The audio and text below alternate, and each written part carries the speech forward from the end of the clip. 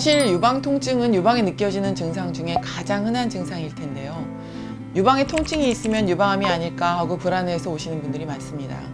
하지만 유방 통증의 가장 큰 원인은 호르몬의 불균형이고, 이런 호르몬의 불균형을 초래하는 원인들은 과도한 스트레스나 과로, 약물 복용 또는 체중 증가 등이 더 많습니다. 초기 유방암 환자에서 통증을 느끼는 경우는 5% 이내입니다. 즉 95% 이상의 환자가 유방암 초기에는 전혀 증상을 느끼지 못합니다. 유방 멍울도 마찬가지여서 단단한 암 조직이 멍울로 만져지는 경우도 있지만, 암이 아닌 양성 종양이 만져지는 경우나 혹은 정상적인 유방 조직이 뭉쳐져 있는 곳을 멍울로 느끼기도 합니다. 따라서 환자가 느끼는 증상만으로는 유방암의 여부를 판별할 수 없습니다.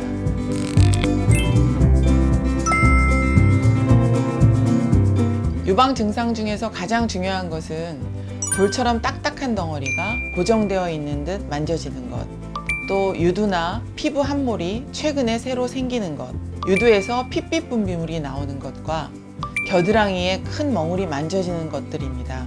이 증상들은 유방암과 관련이 높은 중요한 증상들입니다. 따라서 불편한 증상이 있는 경우에는 전문의의 진료와 상담을 반드시 받아야 하고, 또 증상이 없더라도 정기적인 검진은 필수적입니다.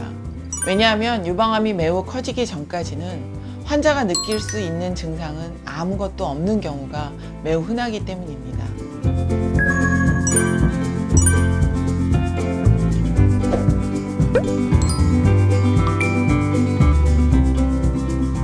유방암 검사는 의사의 진찰, 유방 촬영, 초음파, MRI 등이 대표적인 검사 방법인데요. 이 중 MRI는 고가의 검사이고 검사 시간도 30분 이상 소요돼서 일반적인 검진으로 사용되지 않습니다. 보통 유방 촬영과 초음파를 시행하게 됩니다.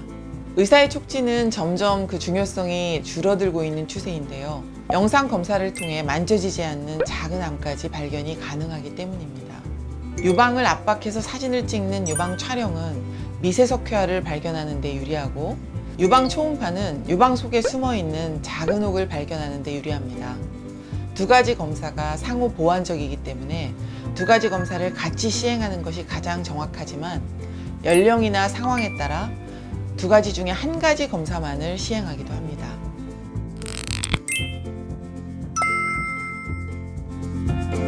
일반적으로 유방암 검사는 40세부터 검진을 받기를 권하지만, 가족력이 있거나 고위험군인 경우 조금 더 이른 연령부터 검진을 시작합니다.